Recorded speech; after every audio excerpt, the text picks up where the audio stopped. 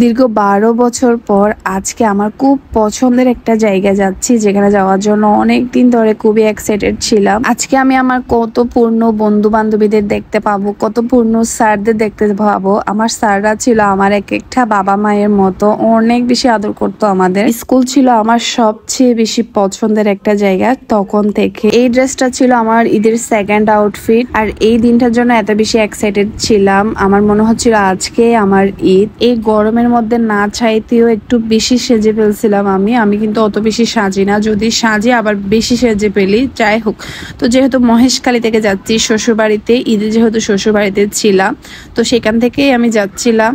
তো আমরা টমটমে করে জেটিতে চলে আসলাম। আর ঈদে যেহেতু এত বেশি ভিড় ছিল, দেখেন কি অবস্থা, অনেকক্ষণ দাঁড়াইছিলাম আমরা। পরে আমরা একটা বোট রিজার্ভ নিয়ে চলে যাই। একে তো লেট করে ফেলছি, এর মধ্যে এখানে এসে আরেক লেট, ওই দিক দিয়ে প্রোগ্রামও শেষ হয়ে যাবে, এরকম একটা অবস্থা। তো ফাইনালি আমরা বোটে উঠলাম। আর এত বেশি গরম বলে বোঝানো যাবে না। যতই একটু আর্লি যেতে চাচ্ছি ততই লেট হয়ে যাচ্ছে। কক্সবাজারে এত বেশি জ্যাম ছিল, যাওয়াই যাচ্ছিল না গাড়ি ঠিক মতো। তো পরে আমাদের বাড়ি থেকে গাড়ি এসে আমাকে নিয়ে যায়, আর আরজের বাবা হচ্ছে কক্সবাজারই থেকে যায়, আমাদেরকে পাঠিয়ে দেয়। আমরা একাই যাচ্ছিলাম। অনেকক্ষণ পর স্কুলে পৌঁছালাম। দেন আমার একটা ভাই, মামাতো ভাই, সে হচ্ছে স্কুলের স্টুডেন্ট, সে হচ্ছে আমাকে পাইছে। এখন ঈদের সালামি খুঁজতেছিল, আমি বলছি পাইয়ে ধরে সালাম কর, তাইলেই তোকে সালামি দিব। তো একটু মজা করছি। এরপর এরা হচ্ছে আমার ফ্রেন্ড, এগুলো এখনো পিচ্ছি রয়ে গেছে। ওইদিকে আমরা 2 বাচ্চার মা হয়ে গিয়েছি, কেউ 3 বাচ্চার মা, কেউ 4 বাচ্চার মা, এরকম হয়ে গিয়েছে। আর এখানে আমাকে রেফেল ড্র কেনার জন্য রিকোয়েস্ট করছিল। তো আমি বলছি আমাকে 100 টাকা দিলে হবে, ওরা বলছিল না 500 টাকা 1000 টাকা নিতে হবে। বাট মোটামুটি 200-300 টাকার মতো নিয়ে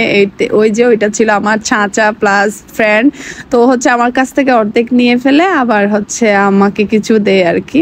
উনি হলো আমাদের প্রাইমারি স্কুলের হেড টিচার। উনি আজকে 40 বছর পর রিটায়ারমেন্ট নিচ্ছে। তো স্যারের উপলক্ষে একেবারে বড় করে একটা পূর্ণমিলনী অনুষ্ঠান হয়েছিল সেদিন। স্যারকে যেন সুন্দর করে একটা বিদায় দিতে পারে, সেই উপলক্ষে এই রিউনিয়ন প্লাস রিটায়ারমেন্টের একটা বড় করে অনুষ্ঠান হয়েছে সবকিছু মিলিয়ে।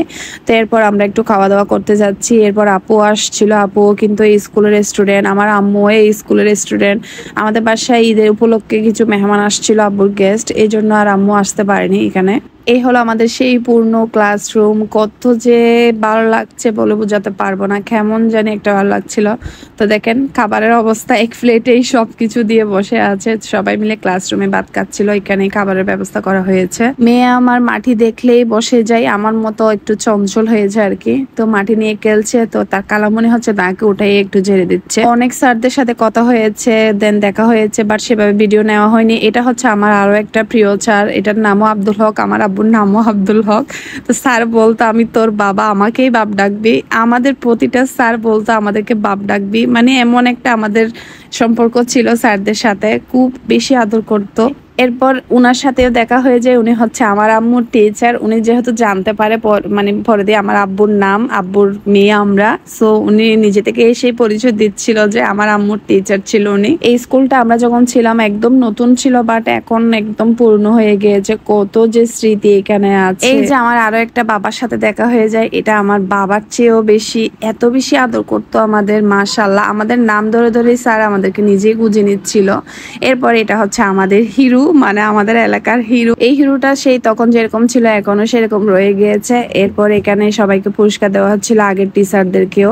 দেন এখানে হচ্ছে একটা আমার মামা আর একটা আমার আব্বু। আমার আব্বু ছিল এখানে বিশেষ অতিথি ছিল সেদিন।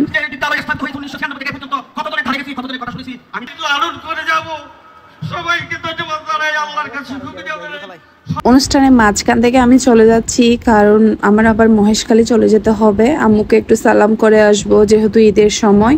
তো একটু তাড়াহুড়া করে বাসায় চলে গেলাম 4টার দিকে। তখন বাসায় এসে দেখি বাইরে 2টা চুলা বসিয়েছে, তাই একটু ভিডিও নিলাম। আগের দিনের একটু নলা ছিল, তো এটা খাবো আমি এখন চালের রুটি দিয়ে। আবার কাজও করে দিলাম। এই যে আমার বাইকে একটু মাংস ম্যারিনেশন করে দিলাম। দেন আমাদের গাছ থেকে কয়েকটা কাঁচা আম পেড়ে নিয়েছি, দেখেন কত সুন্দর সুন্দর, এখানে অনেক বড় হয়েছে এই আমগুলা। তো এগুলো নিয়েছি আমার শাশুড়ির জন্য। আমার শাশুড়ি একটু কাঁচা আম খেতে চাই। পরে আপুস চলে আসে প্রোগ্রাম থেকে, দেন আমরা সবাই চলে যাচ্ছি, আপুও চলে যাচ্ছে, আমিও চলে যাব। ওইদিকে আমাদের বোট পাওয়া যাবে না, এই জন্য আমার লেট হয়ে যাচ্ছিল। কক্সবাজার যেতে তো একে লেট হয় আমাদের গ্রাম থেকে।